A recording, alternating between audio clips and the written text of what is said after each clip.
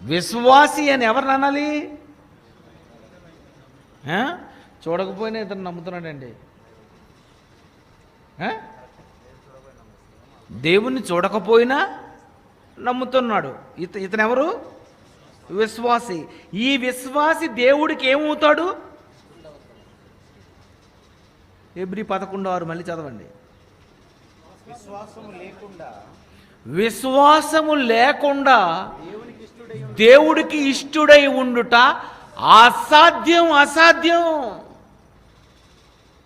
దేవుడు చెప్తున్నాడు, విశ్వాసము లేకపోతే నీవు దేవునికి ఇష్టడవై ఉండుట అసాధ్యం, ఇంపాసిబుల్ అనేసాడు. అంతే.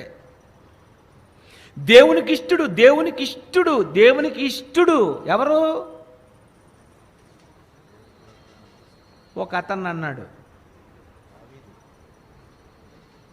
చదవండి. అపోస్తలుల కార్యాలు 13:22. అపోస్తలుల కార్యములు 13:22. తరువాత అతను తొలగించి దావీదును వారికి రాజుగా నియమించెను. మరియు ఆయన యెష్షయి కుమారుడైన దావీదును నేను కనుగొంటిని, ఇష్టానుసారుడైన మనుషుడు నేను కనుగొన్నాను. దావీదును కనుగొన్నాను. అతడు నా ఇష్టానుసారుడైన మనుషుడు. దావీదు ఇష్టుడు ఎలా అయ్యాడు?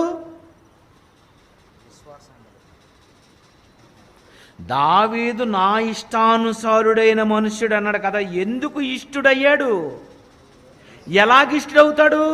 మళ్ళీ ఫార్ములా హెబ్రీ 6:5 11